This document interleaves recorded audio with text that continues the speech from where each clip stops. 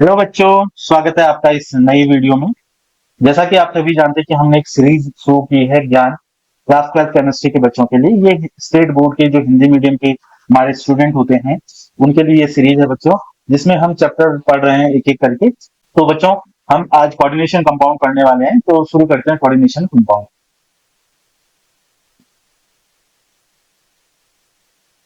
तो देखो बच्चों, ये जो हमें स्ट्रक्चर दिखाई दे रहा है, ये हमें हीमोग्लोबिन का दिखाई दे रहा है। ठीक है, और हीमोग्लोबिन एक कॉम्प्लेक्स है बच्चों, है ना। तो जो ये कॉम्प्लेक्स है बच्चों, यही हमें पढ़ना है ना।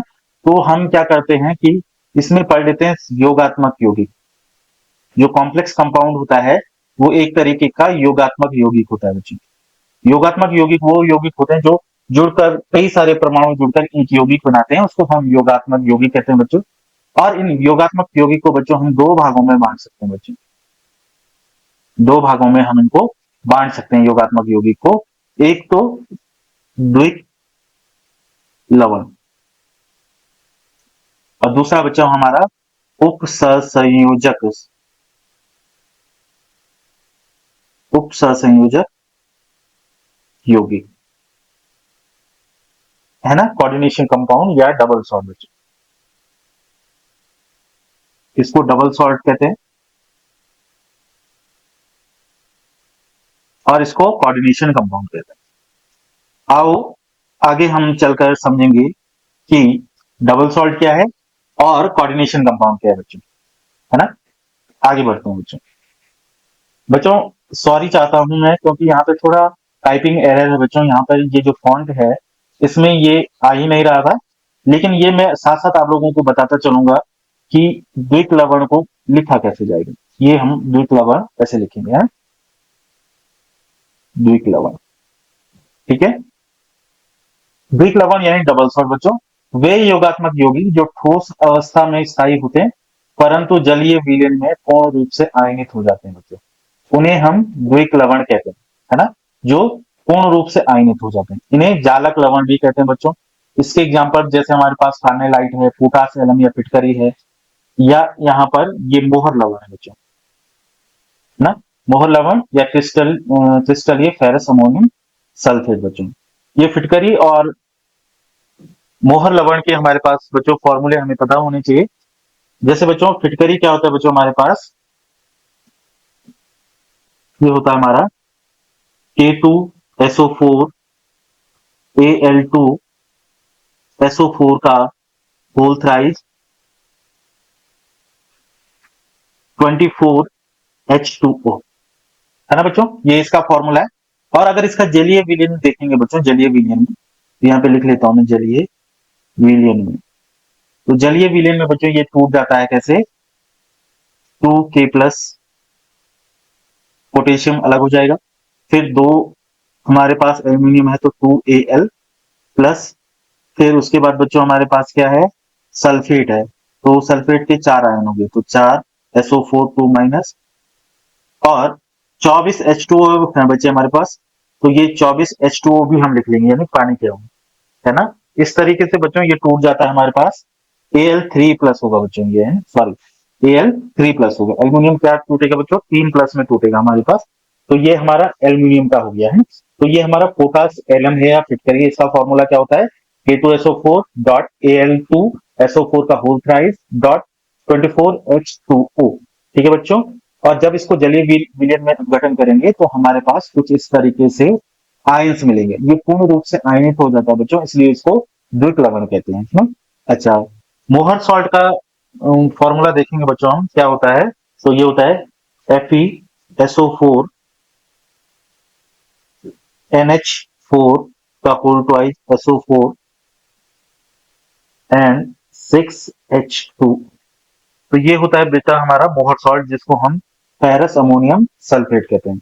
और ये भी बच्चों अपने जलीय विलयन में कैसे टूटेगा बच्चों, Fe2+ और NH4+, क्योंकि दो है यहाँ पर तो दो हम आगे लिख लेंगे, प्लस सल्फेट कितना है बच्चों हमारे पास, दो है, तो दो सल्फेट आयन हो जाएंगे और 6H2O हो जाएंगे। तो ये जलीय विलयन में इस तरीके से आयनों में टूट जाता है बच्चों, तो इसलिए हम इसको क्या कहते हैं, डबल सॉल्ट कहते हैं या द्वित लवण कहते हैं बच्चों, है ना। आप लोगों को अच्छे से समझ में आ गया होगा कि वे यौगिक जो ठोस अवस्था में तो स्थायी होते हैं, परंतु जलीय विलयन में क्या हो जाते हैं, पूर्ण रूप से आयनित हो जाते हैं, यानी अपने आयनों में टूट जाते हैं बच्चों। उनको हम क्या कहते हैं, द्वित लवण कहते हैं बच्चों। ठीक है,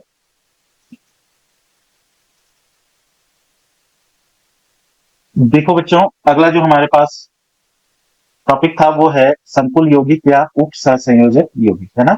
हमने योगात्मक यौगिक देखा, उसमें हमने द्विक लवण देख लिया, तो उसका जो अगला भाग था हमारे पास वो था उप सहसंयोजक यौगिक। तो इसमें क्या है बच्चों कि वे योगात्मक यौगिक जो ठोस और विलयन दोनों अवस्थाओं में स्थायी होते हैं, यह जल में पूर्ण रूप से आयनित नहीं होते हैं, है ना। तो इन्हें हम क्या कहते हैं, उप सहसंयोजक यौगिक कहलाते हैं, कहलाते हैं। ठीक है, कहलाते हैं। इस तरीके से इस डेफिनेशन को पूरा कर लेंगे, यहाँ से इसको भी हटा देंगे। तो ये हमारी उपसह संयोजक यौगिक की डेफिनेशन हो जाएगी बच्चों। वे योगात्मक यौगिक जो ठोस तथा विलयन दोनों अवस्थाओं में स्थायी होते हैं और जल में पूर्ण रूप से आयनित नहीं होते। तो बच्चों इसके उदाहरण देख लेंगे, और बोर्ड परीक्षा में या बोर्ड में जो सबसे प्रचलित उदाहरण है हमारे पास K4FeCN6 बच्चों, है ना। ये एक उपसह संयोजक यौगिक का उदाहरण है बच्चों। और अगर हम इसके जलीय विलयन में देखें बच्चों, तो इस तरीके से ये 4K+ और FeCN6 4- में टूट सकता है बच्चों, है ना। इससे ज्यादा ये टूटेगा नहीं, इससे ज्यादा ये आयनित होगा नहीं, इसीलिए हम ये कहते हैं कि ये पूर्ण रूप से आयनित नहीं होगा। दोबारा दूसरी चीज बच्चों, मैंने यहाँ पर देखो इस तरीके से डबल एरो लगाए हैं, है ना, रिवर्सिबल एरो लगाए हैं बच्चों। तो इसका अर्थ क्या है कि इससे ये बनेगा, और इसको जैसे ही हम गर्म करेंगे तो ये फिर से क्या बन जाएगा, ये बन जाएगा बच्चों, है ना। जैसे ही हम उसको गर्म करेंगे सॉल्यूशन को, जलीय विलयन को, तो ये फिर से ये बन जाएगा बच्चों, है ना। वाष्पीकृत जैसे ही करेंगे तो हमारे पास फिर से उपसहसंयोजक यौगिक के रूप में ये प्राप्त हो जाएगा बच्चों। तो ये हमारा क्या है, उपसहसंयोजक यौगिक है बच्चों। इसमें हम एक उदाहरण और देख लेते हैं बच्चों, K2NiCN4 बच्चों, है ना। और अगर ये टूटेगा बच्चों तो कैसे टूटेगा, 2K+ और NiCN4 2-। बच्चों एक चीज यहाँ पर ये आप लोग पूछ सकते हैं कि ये जो चार्ज आ रहा है ये ब्रैकेट के ऊपर, ये कैसे आ रहा है, हम कैसे पता कर रहे हैं कि ये ब्रैकेट के ऊपर -4 आया, यहाँ पे -2 आया, तो हमें कैसे पता चल रहा है। देखो यहाँ हम बेटा पोटेशियम का टोटल चार्ज देखेंगे, पोटेशियम पर +1+ है, लेकिन वो 4 पोटेशियम है, तो टोटल चार्ज कितना कितना हो गया, +4 सॉरी +4 हो गया। हमारे पास +4 जो है ये टोटल चार्ज हो गया, पूर्ण आवेश जो हो गया इसका, टोटल जो कुल आवेश हो गया बच्चों इसका कितना, +4, है ना। तो यहाँ पर उतना ही माइनस आएगा। यहाँ पर देखेंगे बच्चों, यहाँ पे कितना आया है, प्लस है लेकिन 2 है, तो इसका टोटल चार्ज कितना होगा, +2। तो यहाँ पे क्या आ जाएगा, ये -2। पोटेशियम पर जो फर्स्ट ग्रुप का एलिमेंट है बच्चों ये हमारा, तो इनमें हमेशा प्लस 1+ आता है, हमेशा 1+ चार्ज होता है बच्चों इस पर, हमारे फर्स्ट ग्रुप के एलिमेंट है। जैसे कौन कौन से हैं, जैसे सोडियम है, पोटेशियम है, रूबिडियम है, सीजियम, है ना, लिथियम है, ये सारे के सारे फर्स्ट ग्रुप के एलिमेंट है। और इन पे कौन सा चार्ज आता है बच्चों, +1 चार्ज आता है। तो आप उत्सह संयोजक यौगिक समझ गए होंगे। आइए बच्चों आगे बढ़ते हैं, हमारे पास ये बोर्ड परीक्षा का एक प्रश्न है बच्चों, उत्सह संयोजक यौगिक तथा द्विक लवण में अंतर स्पष्ट कीजिए, है ना। तो हम यहाँ पर इस तरीके से बना देंगे, इस तरफ लिखेंगे उप सहसंयोजक या उप सहसंयोजन यौगिक, ठीक हो गया। और इस तरफ लिखेंगे द्विक लवण। ओके बच्चों, पहली चीज देखो, उप सहसंयोजन यौगिक क्या होते हैं, वे योगात्मक यौगिक, है ना, जो हमने अभी डेफिनेशन लिखी वही लिखनी, वे योगात्मक यौगिक जो ठोस तथा विलयन अवस्था दोनों में स्थायी होते हैं। ठीक है, उप सहसंयोजक, उप संयोजन यौगिक कहलाते हैं।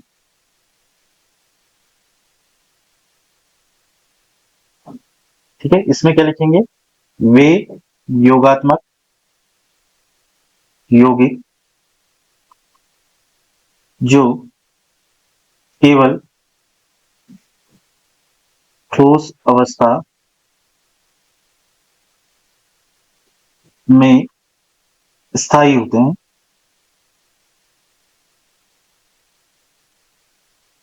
हैं तथा विलयन में आयनी आयनीकृत हो जाते हैं।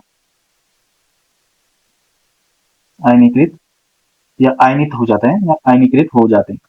ठीक है, क्या कहलाते हैं? द्वित लवण कहलाते हैं। ठीक है, दूसरा इसमें लिखेंगे जलीय विलयन में आंशिक रूप से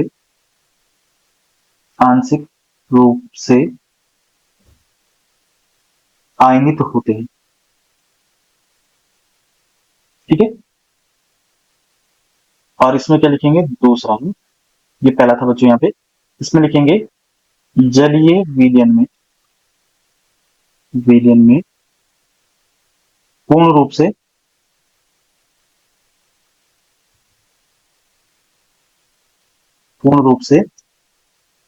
आयनित हो जाते हैं।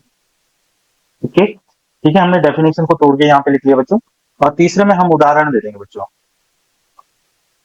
K4FeCN6 जो पीछे दिया था, और यहाँ पे भी दे देंगे मोहर सॉल्ट का, है ना। तो आप लोग लिख लेंगे इसको मोहर लवण, है ना। तो उपसंयोजन यौगिक तथा द्विक लवण में जो अंतर स्पष्ट करना, हम तीन तीन लिख लेंगे बच्चों, इतना काफी होगा। 2 नंबर का ये प्रश्न होता है और बोर्ड परीक्षा में आता है बच्चों। तो ये सभी जो स्टेट बोर्ड की परीक्षा है उसमें बहुत ही महत्वपूर्ण प्रश्न है। तो आप लोग समझ गए होंगे क्या अंतर है, और इसको बहुत अच्छे से लिख लेंगे। यहाँ पर जल में कैसे रिएक्ट करता है, कैसे अपने आयनों में छूटता है, तो आप लोग लिख लेंगे इसको, तो ये आंसर प्रॉपर हो जाएगा। तो इसको यहीं पे खत्म करते हैं, आगे बढ़ते हैं। अगला जो टॉपिक है बच्चों हमारे पास, वो है केंद्रीय धातु परमाणु या आयन। इसको हम कहते हैं सेंट्रल मेटल एटम या आयन। देखो, हम उपसंयोजक यौगिक पढ़ रहे हैं बच्चों। हमने एक महत्वपूर्ण उदाहरण देखा, K4FeCN6 बच्चों। अब देखो, ये जो Fe है बच्चों, ये Fe जो है ये बहुत इंपॉर्टेंट है हमारे। क्यों इंपॉर्टेंट है अभी जानेंगे। इससे देखो बच्चों कुछ ग्रुप जुड़े हैं, जैसे Cn जुड़े हैं। Cn कितने जुड़े हैं? 6 Cn इस पर जुड़े हैं। तो हम इसको ऐसे भी देख सकते हैं, इस तरीके से इससे Cn जुड़ रखे हैं बच्चों, है ना। और इन Cn को बच्चों हम लिगेंड कहते हैं। इन Cn को क्या कहते हैं? लिगेंड। इनको हम लिगेंड कहते हैं बच्चों। ठीक, इनको हम क्या कहते हैं? लिगेंड कहते हैं। और ये जो हमारा बीच में है बच्चों, इसी को हम क्या कहते हैं? केंद्रीय धातु परमाणु या आयन, है ना। इसी को हम केंद्रीय धातु परमाणु या आयन कहते हैं बच्चों, है ना। तो इसकी परिभाषा क्या है बच्चों? वह परमाणु जो, अब देखो यहाँ पे थोड़ा सा करेक्शन होगी, ये लीगेंड है बच्चों, है ना। लीगेंड लिख रखा है, लीगेंड है, लीगेंड। ठीक है, वह, अब इसकी परिभाषा हम देख लेते हैं थोड़ा सा। वह परमाणु जो लीगेंड की निश्चित संख्या से जुड़कर विशेष ज्यामिति बनाते हैं, जैसे इसने एक ज्यामिति बना दी, उसे केंद्रीय धातु तत्व या परमाणु कहते हैं। उसे केंद्रीय धातु तत्व या परमाणु कहते हैं। तत्व हटा दो बच्चों, इसमें आयन कर लो, केंद्रीय धातु आयन या परमाणु कहते हैं। ठीक है, तो ये हमारी क्या होगी? केंद्रीय धातु परमाणु की परिभाषा होगी, है ना। हम क्या लिखेंगे? वो परमाणु जो लिगेंड की निश्चित संख्या से जुड़कर विशेष ज्यामिति बनाता है ना। या हम इसको थोड़ा सा और कर सकते हैं, इसमें हम ये लिख सकते हैं उपसंयोजक, है ना। उपसंयोजक यौगिक में वह परमाणु, है ना। अब ये थोड़ा सा और हम इसको बढ़ा सकते हैं परिभाषा को। उपसंयोजक यौगिक में वह परमाणु जो लिगेंड की निश्चित संख्या से जुड़कर विशेष ज्यामिति बनाता है उसे केंद्रीय धातु परमाणु कहते हैं। ठीक है बच्चों, तो ये हमारी परिभाषा हो गई है ना। अब हम आगे बढ़ते हैं ना। देखो एक एग्जांपल जो हमने पीछे और देखा था K2NiCN4, इसमें बच्चों ये क्या है हमारा, ये हमारा केंद्रीय धातु परमाणु है। इसको हम CMI भी लिख सकते हैं, सेंट्रल मेटल आयन, है ना। और केंद्रीय धातु परमाणु या आयन। ठीक है बच्चों, अच्छे से समझ गए होंगे। चलो आगे बढ़ते हैं। चलो बच्चों अब हम लिगेंड को पढ़ेंगे बच्चों इसमें। तो लिगेंड को ऐसे भी लिखते हैं और लिगेंड को हम सॉरी लिगेंड को हम ऐसे भी लिखते हैं। तो जैसा आप लोग लिखे है ना, और ज्यादा सुटेबल ये है क्योंकि मैंने कहा थोड़ा सा एरर है बच्चों इसमें ना, तो हम लिगेंड को ऐसा ही लिखेंगे, है ना। लिगेंड आप लोग ध्यान रखेंगे, जहां जहां पे आप लोगों को एरर दिखाई देगा आप लोग ठीक करेंगे। तो लिगेंड क्या होता है बच्चों, लिगेंड क्या होता है बच्चों, परमाणु या परमाणुओं का वह समूह जो कम से कम एक इलेक्ट्रॉन युग्म केंद्रीय धातु परमाणु को देने की प्रवृत्ति रखता है, लिगेंड कहलाता है बच्चों। इसको आप लोग करेक्ट कर लेंगे, कहलाता है। लिगेंड का वह परमाणु जो इलेक्ट्रॉन युग्म त्यागता है उसे दाता परमाणु कहते हैं बच्चों। ये देखो ये भी कितना गलत लिखा हुआ है, ये परमाणु है बच्चों, दाता परमाणु कहते हैं। ठीक है, तो लिगेंड क्या है बच्चों, परिभाषा हमने अभी देखी, परमाणु या परमाणुओं का वह समूह जो कम से कम एक इलेक्ट्रॉन युग्म केंद्रीय धातु परमाणु को देने की प्रवृत्ति रखता है बच्चों। यहाँ पे ये ऐसा है, यहाँ पे लिखना है आपको, वह है ना, रखता है, वो लिगेंड कहलाता है। और लिगेंड का वह परमाणु जो इलेक्ट्रॉन युग्म त्यागता है या देता है ना, त्यागता है या देता है, उसे दाता परमाणु कहते हैं बच्चों। ठीक है, देता है, त्यागता नहीं, देता है, तभी उसे याद रहेगा दाता परमाणु। अब देखिए जैसे हमारे पास बच्चों CN है, तो इसमें जो कार्बन है बच्चों, इसमें कार्बन दाता परमाणु, ये इलेक्ट्रॉन युग्म देगा। ठीक है, जैसे हमारे पास है H2O, इसमें ऑक्सीजन है बच्चों, दाता परमाणु, है ना। जैसे हमारे पास NH3 है बच्चों, तो इसमें N क्या है बच्चों, दाता परमाणु, है ना। इसमें कौन है O, इसमें कौन है N, इसमें कौन है बच्चों C।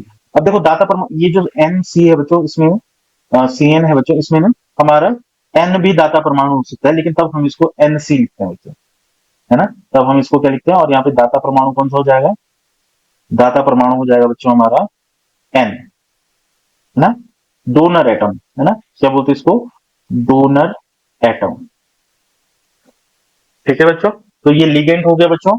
अब हम लिगेंड के प्रकार पढ़ेंगे बच्चों अच्छे से, लिगेंड के प्रकार क्या होते हैं, है ना। चलो आगे बढ़ेंगे। लिगेंड के प्रकार में हम देखेंगे बच्चों, आप लोगों को मैंने पहले ही बता चुका हूं कि हमें लिगेंड को लिखना कैसे बच्चों, है ना, इस तरीके से लिगेंड। ठीक है, आप लोगों को ध्यान रहेगा। लिगेंड के प्रकार, संयोजकता के आधार पर लिगेंड को बच्चों हम निम्न प्रकार से वर्गीकृत कर सकते हैं। एक दंतुर लिगेंड, दंतुक लिगेंड, ठीक है, दंतुर भी पढ़ सकते हैं, दंतुक भी पढ़ सकते हैं। एक दंतुक लिगेंड, द्वि दंतुक, इस द्वि को बच्चों ऐसे लिखेंगे, द्वि दंतुक लिगेंड, त्रिदंतुक लिगेंड और बहुदंतुक लिगेंड। संयोजकता मतलब बच्चों कोई लिगेंड कितने इलेक्ट्रॉन युग्म दान करता है बच्चों, देता है, दान करता है बच्चों, उस आधार पर हम उसको क्या कहते हैं बच्चों, एक दंतुक, द्विदंतुक, त्रिदंतुक और बहुदंतुक, है ना। तो बच्चों पहला जो हमारे पास टाइप है बच्चों, उसको देख लेते हैं, एक दंतुक लिगेंड, यानी मोनोडेंटेड लिगेंड ना बच्चों, वह लिगेंड जिनके पास केवल एक दाता परमाणु होता है तथा इनमें एक इलेक्ट्रॉन युग्म को केंद्रीय धातु परमाणु को देने की प्रवृत्ति होती है, उसे एक दंतुक लिगेंड कहते हैं। क्या कह रहा हूं मैं, जिनके पास केवल एक दाता परमाणु, बच्चों एक दाता परमाणु होगा तो वो सिर्फ एक ही लिगेंड डोनेट कर पाएगा बच्चों, है ना। जब वो एक ही लिगेंड युग्म, सॉरी एक ही इलेक्ट्रॉन युग्म दान कर पाएगा बच्चों, तो उसको हम क्या कहेंगे, एक दंतुक लिगेंड कहेंगे। उसमें एक ही दाता परमाणु होगा तो वो एक ही इलेक्ट्रॉन युग्म यानी दो इलेक्ट्रॉन क्या कर पाएगा बच्चों, डोनेट कर पाएगा, दान दे पाएगा, है ना। तो इसको बच्चों हम धनायन, ऋणायन, उदासीन अणु हो सकते हैं बच्चों। इसमें भी धनायन, ऋणायन हो सकते हैं, जैसे H2O, ROH, Cl-, OH-, NO+, ये सारे के सारे बच्चों एक दंतुक लिगेंड के उदाहरण है। तो इसमें उदासीन भी हो सकते हैं, जैसे पानी है, ये उदासीन लिगेंड में आता है बच्चों। आगे हम इसको पढ़ेंगे कि उदासीन लिगेंड क्या होते हैं, धनात्मक लिगेंड क्या होते हैं, ऋणात्मक लिगेंड क्या होते हैं, ये भी हमने पढ़ना है बच्चों। अभी हम बात कर रहे हैं एक दंतुक लिगेंड। एक दंतुक लिगेंड क्या है बच्चों, जिनमें केवल क्या हो, एक दाता परमाणु, केवल क्या हो, एक दाता परमाणु हो। और एक दाता परमाणु होगा तो वो कितने इलेक्ट्रॉन युग्म दान दे पाएंगे, एक बच्चों। ओके, तो समझ में आ गया होगा। आगे बढ़ते हैं बच्चों। तो बच्चों अगला जो लिगेंड का प्रकार है हमारे पास वो है द्विदंतुक लिगेंड।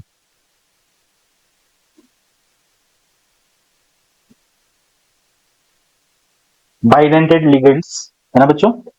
अब देखो द्विदंतुक लिगेंड क्या होते हैं बच्चों, वे लिगेंड जिनके पास दो दाता परमाणु, अगर दो दाता परमाणु है बच्चों तो दो युग्म इलेक्ट्रॉन के वो क्या करेंगे, दान करेंगे।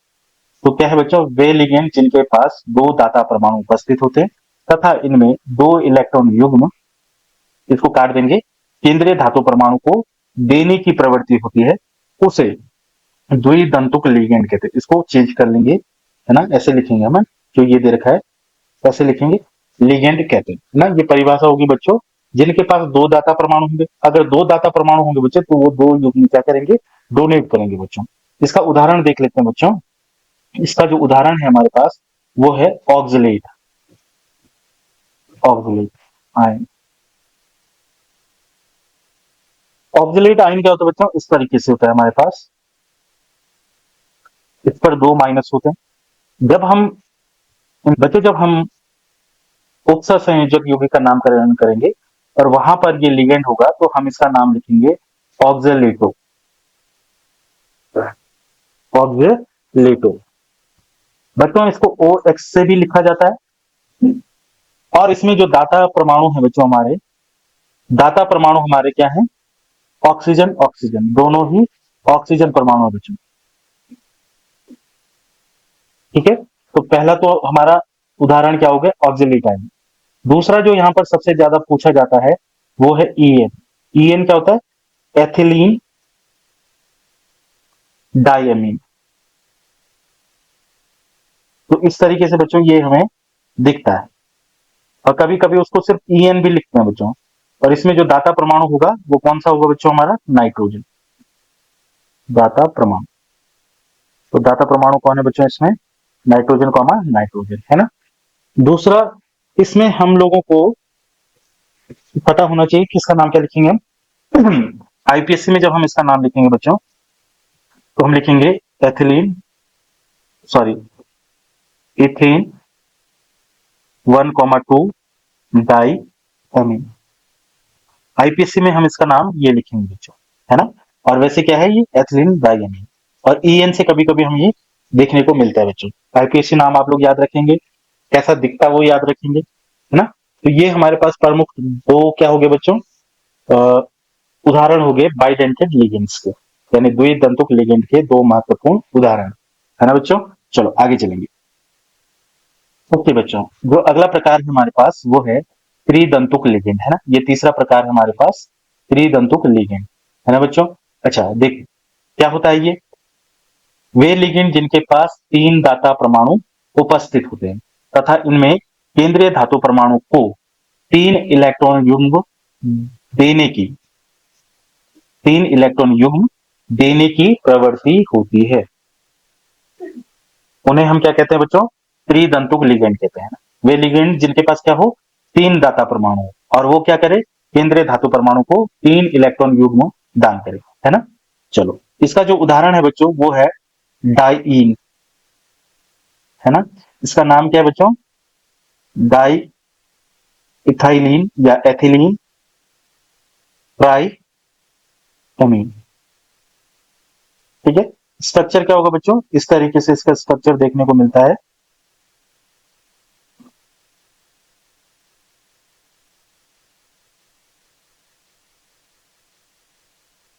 और दाता परमाणु कौन कौन से? नाइट्रोजन, नाइट्रोजन, नाइट्रोजन बच्चों, है ना। तो ये हमारा डाइईन है बच्चों, और ये त्रिदंतुक लिगेंड है या ट्राइडेंटेड लिगेंड है बच्चों, जिसके पास क्या है? 3 दाता परमाणु है ना। कौन कौन से दाता परमाणु है देख लो आप। एक ये है, एक ये है बच्चों, और एक ये है ना। तो ये हमारे क्या है? 3 दाता परमाणु है बच्चों, इसलिए इस लिगेंड को क्या कहते हैं बच्चों? त्रिदंतुक लिगेंड कहते हैं, है ना। ओके, नेक्स्ट आगे बढ़ते हैं बच्चों। प्रकार है बच्चों हमारे पास चौथा, वो है बहुदंतुक लिगेंड। तो इसकी परिभाषा क्या है बच्चों? वे लिगेंड जिनके पास 2 से अधिक दाता परमाणु उपस्थित होते हैं तथा इनमें केंद्रीय धातु परमाणु को 2 से अधिक इलेक्ट्रॉन युग्म देने की प्रवृत्ति होती है, उसे हम बहुदंतुक लिगेंड कहते हैं। जैसे इसमें एक बहुत ही अच्छा उदाहरण है बच्चों हमारे पास हेक्साडेंटेड का, है ना। ये भी हमारा किस में आएगा? पॉलीडेंटेड में आएगा, बहुदंतक दंतुक में आएगा बच्चों।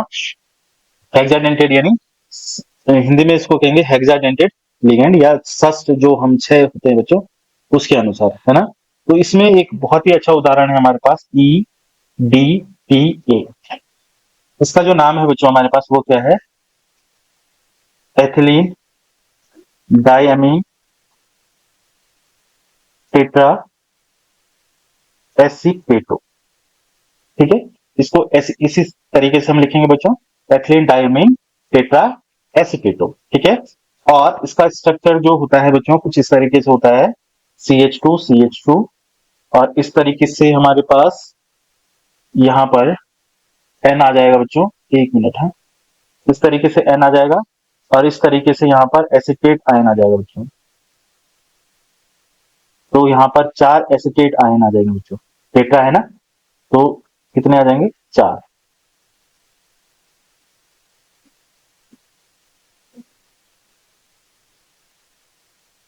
तो यहाँ पर जो दाता परमाणु है बच्चों हमारे पास वो कौन कौन से हैं? एक ये ऑक्सीजन है, एक ये ऑक्सीजन, 2 ये हो गए, और 2 ये ऑक्सीजन हो गए बच्चों, और 2 ये नाइट्रोजन हो गए। तो 6 दाता परमाणु है बच्चों यहाँ पे। कितने हैं? 6 दाता परमाणु, है ना। और कॉमन इसे क्या लिखा जाता है? कॉमनली DEDTA, ठीक है। एथिलीन डाइअमीन टेट्रा एसीटेटो इसका नाम हो जाएगा बच्चों। ओके, चलो आगे बढ़ते हैं बच्चों। अगला जो टॉपिक है बच्चों हमारे पास वो है आवेश के आधार पर लिगेंड के 3 प्रकार होते हैं। तो अब हम आवेश के आधार पर लिगेंडों का विभाजन देखेंगे बच्चों। पहला जो विभाजन है, पहला जो प्रकार है हमारे पास बच्चों वो है धनावेशित लिगेंड, है ना। पॉजिटिव लिगेंड हम इनको बोलेंगे। ये क्या है? पॉजिटिव लिगेंड्स बच्चों। तो वे लिगेंड जिन पर धनावेश होता है उन्हें धनावेशित लिगेंड कहते हैं। जिन पे पॉजिटिव चार्ज होगा उन्हें हम पॉजिटिव लिगेंड्स कहेंगे, है ना। धन आवेशित लिगेंड कहेंगे, जैसे NO+, H3O+, ना। अमोनियम आयन है ये NH4+, ये हाइड्रोनियम आयन है ना। दूसरा जो प्रकार है बच्चों हमारे पास वो है ऋणावेशित लिगेंड। तो जो जिन लिगेंडों पर क्या होता है बच्चों? ऋण आवेश होता है, नेगेटिव चार्ज होता है, उनको हम ऋण आवेशित लिगेंड या नेगेटिव लिगेंड्स कहते हैं, ठीक है। तो इसकी परिभाषा क्या है बच्चों? यहाँ पर वह लिगेंड जिन पर, या वे लिख सकते हैं, वे लिगेंड जिन पर ऋण आवेश होता है उन्हें ऋण आवेशित लिगेंड कहते हैं। Chlorine ion, hydroxide ion, nitrate ion, nitrite ion, sulphate ion, ये सारे के सारे ऋण आवेशित लिगेंड है बच्चों। इन पे ऋण आवेश है बच्चों, नेगेटिव चार्ज है। तो जितने भी लिगेंड जिन पर क्या हो? नेगेटिव चार्ज हो, उन्हें हम ऋण आवेशित लिगेंड कहते हैं। अब देखो बच्चों हमने धनावेशित पढ़ लिया जिनमें पॉजिटिव चार्ज है, ऋण आवेशित पढ़ लिया जिनपे नेगेटिव चार्ज है।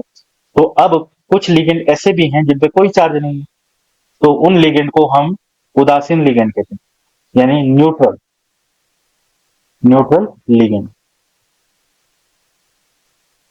है ना। न्यूट्रल, ये हमारा यू है बच्चों, ठीक है, न्यूट्रल। तो यहां पर हम क्या लिखेंगे? वे लिगेंड जिन पर कोई आवेश नहीं होता है, अर्थात उदासीन होते हैं, उन्हें उदासीन लिगेंड कहते हैं। जैसे हमारे पास क्या है? पानी है, एमीन है, एनो है, पिरिडीन है, इत्यादि हमारे क्या कहलाते हैं? उदासीन लिगेंड।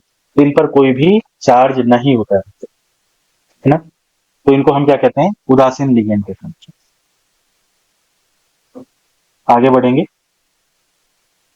अगला जो एक प्रकार है बच्चों हमारे पास है वो कीलेट लिगेंड है, या इसको चीलेट भी पढ़ते हैं बच्चों, कीलेट भी पढ़ते हैं, चीलेट लिगेंड्स।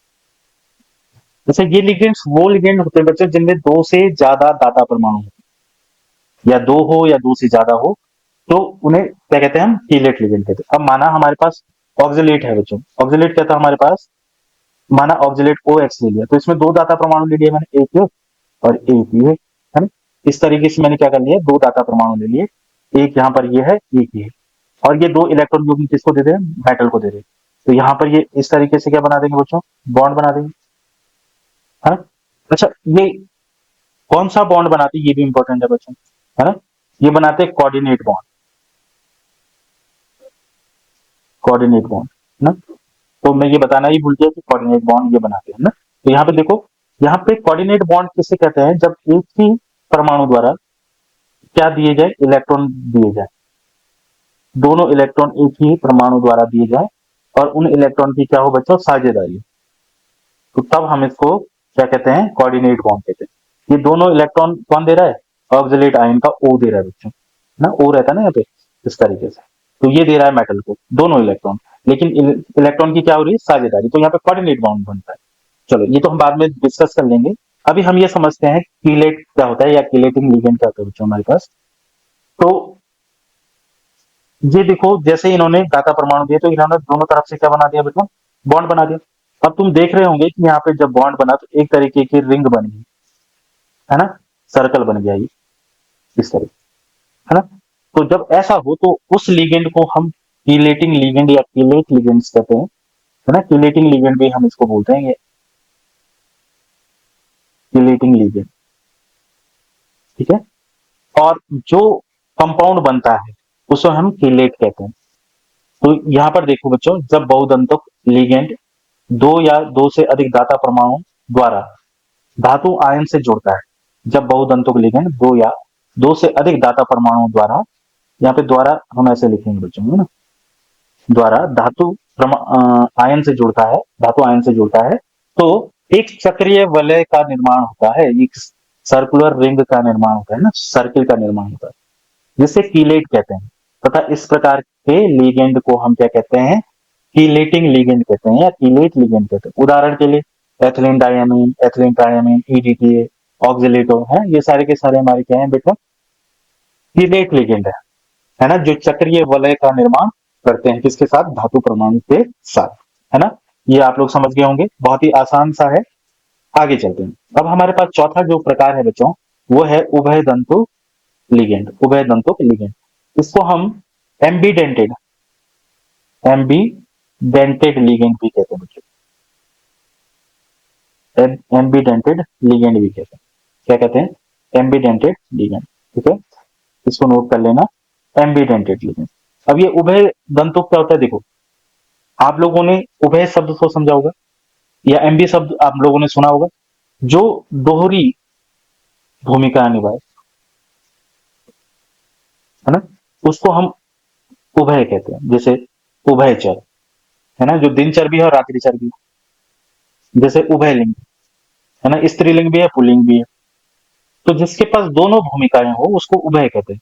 तो उभय दंतुक लिगेंड। अब देखो बच्चों, क्या है कि कुछ लिगेंड ऐसे होते हैं जिनके पास दो दाता परमाणु हैं। जैसे मैंने सीएन का एग्जांपल दिया था, इसमें सी भी दाता परमाणु है, एन भी दाता परमाणु, लेकिन एक समय पर या तो वो सी दाता परमाणु रहेगा या एन दाता परमाणु रहेगा।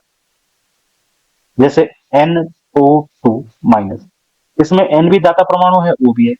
तो या तो एक टाइम पे ओ रहेगा या तो एन रहेगा। तो जब एन रहेगा तो ऐसे लिखेंगे, जब ओ रहेगा तब ऐसे लिखेंगे, है ना?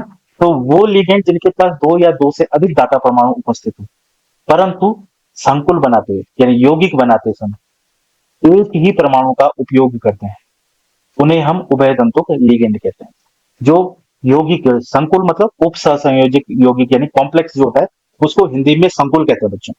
है ना। तो हम उप सहसंयोजक यौगिक को संकुल आयन भी कहते हैं या संकुल यौगिक भी कहते हैं। तो संकुल बनाते हुए या यौगिक बनाते समय एक ही परमाणु का उपयोग करें, लेकिन दाता परमाणु कितने हैं, दो या अधिक, दो भी है या दो से अधिक भी हो सकते हैं दाता परमाणु, लेकिन संकुल बनाते हुए सिर्फ एक का ही प्रयोग करें, तो तब हम उसको क्या कहते हैं बच्चों, उभयतंतुक लिगेंड कहते हैं। उसके उदाहरण यहाँ पे लिखे हैं, साइनाइड, नाइट्रो, नाइट्राइड, है ना। तो ये सारे के सारे हमारे क्या है बच्चों, इसके उदाहरण है ना, समझ गए होंगे। चलो आगे बढ़ते हैं। अच्छा बच्चों, ये जो श्रेणी है ये मैंने बनाई हुई है, जिसमें लिगेंड है, उनके नाम है जो हमें यूज करने हैं आईपीएससी नोमेनक्लेचर में, आईपीएससी नामकरण में, और उनके आवेश भी लिखे हुए, चार्ज भी लिखा हुआ है ना, आवेश भी लिखे हुए, नाम भी लिखा है, लिगेंड कौन सा है। जैसे हमारे पास देखो NH3, ये अमोनिया है बच्चों, लेकिन हम इसको लिखेंगे क्या, एमीन। ये पानी है बच्चों, लेकिन लिखेंगे क्या, एक्वा। ये CO है, कार्बन मोनोऑक्साइड बोल सकते हैं यहाँ, है ना। तो ये क्या है बच्चों, कार्बोनिल है बच्चों। ये NO है बच्चों, इसको नाइट्रोसो बोल सकते हैं, नाइट्रोसिल होगा शायद ये, नाइट्रोसिल है, ये नाइट्रोसिल है बच्चों, इसमें एल भी होगा, है ना, NO नाइट्रोसिल, है ना। ये एथेन 1,2 डाई अमीन यूज करना है। ये फॉस्फीन है बच्चों, ये ट्राइफेनिल फॉस्फीन है, ये मेथिल अमीन है बच्चों।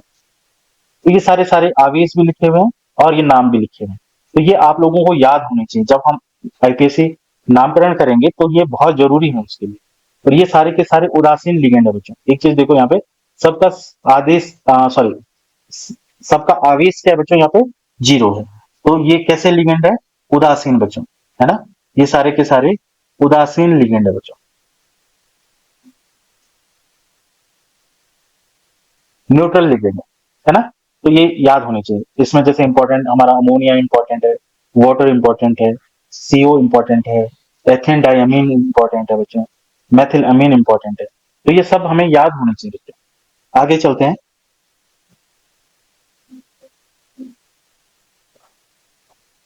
अब देखो बच्चों, यहाँ पे सारे ये नेगेटिव वाले आ गए हैं, तो ये हमारे नेगेटिव चार्ज वाले हैं, तो ये हमारे कैसे लिगेंड हो गए, ऋण आवेशित। ये ऋण आवेशित लिगेंड है बच्चों, ठीक है। क्लोरीन, क्लोरीन को क्लोरिडो लिखेंगे बच्चों, है ना। ब्रोमीन को ब्रोमिडो लिखेंगे बच्चों, आयोडीन को आइडिडो लिखेंगे बच्चों, या आइडो भी लिख सकते हैं, है ना, कोई दिक्कत नहीं। क्लोरीन को फ्लोरिडो लिखेंगे बच्चों। अच्छा, ये नामकरण मैंने अंग्रेजी में क्यों रखे हैं, क्योंकि आईपीएससी नोमेनक्लेचर में बच्चों नामकरण अगर अंग्रेजी में हो तो ज्यादा अच्छा है ना। OH को हाइड्रोक्सो लिखेंगे, NO2- को नाइट्रेटो N लिखेंगे। और जब O होगा बच्चों, ये देखो, ये हमारा उभय तंतुक लिगेंड का उदाहरण है बच्चों, उभय तंतु। तो देखो, जब ये ऐसा होगा तो इसको नाइट्रेटो N लिखेंगे, या इसको नाइट्रो भी लिख सकते हैं बच्चों, नाइट्रो। ओके, इसको नाइट्रेटो O लिखेंगे, CN को साइनो लिखेंगे, है ना। NC को आइसोसाइनो लिखेंगे बच्चों। अच्छा, ये हमारा थायो साइनो हो गया बच्चों, ये साइनेटो भी लिख सकते हैं और थायो साइनो भी लिख सकते हैं। अब यहाँ पे ये भी उभय, ये सारे के सारे उभय दंतों के लिगेंड है बच्चों। देखो ये चेंज हो रहा है, ये एस इधर आ गया बच्चों और एन इधर चले गया, तो इससे आइसो शब्द आ रहा है। जैसे यहाँ पे देखो, ये साइनो उभय दंतुक है, तो अभी CN लिखते हैं तब इसको साइनो लिखते हैं, जब ये CN रहता है तब इसको साइनो लिखते हैं। लेकिन अगर ये एन पीछ आगे चले जाए, ये वाला एन आगे चला जाए, तब इसको आइसो साइनो लिखते हैं बच्चों। इसी तरीके से यहाँ पे देखो बच्चों, SCN है तब इसको क्या लिखते हैं, थायो साइनो। लेकिन अगर ये क्या हो जाए बच्चों, एन आगे चला जाए, तो इसको क्या लिखेंगे, आइसो थायो साइनो, है ना। ओके, तो ये ऋण आवेशित लिगेंड है बच्चों, हमने इसमें देखा उभय दंतुक लिगेंड के भी उदाहरण है हमारे पास, है ना। तो आगे चलेंगे। ये भी हमारे कुछ ऋण आवेशित लिगेंड है बच्चों, जैसे ये ऑक्सो है, कार्बोनेटो है, सल्फेटो है, सल्फीडो है, सल्फीडो है, ऑक्सिलेटो है, थायोसल्फेट है। ये सारे के सारे आप लोग देख लेंगे बच्चों, इनके नाम देख लेंगे, है ना, इनके आवेश देख लेंगे। ये सारे के सारे हमारे द्विदंतुक सॉरी, द्वि आवेशित लिगेंड है हमारे, है ना। इसमें -2 चार्ज है ना, तो ये द्वि आवेशित है। बाइडेंटेड तो अलग हो गया, और आवेश का बढ़ना वो अलग हो गया बच्चों, है ना, ये हमें ध्यान रखना है, ठीक है। चलो इसको सबको नोट करेंगे, आगे बढ़ेंगे।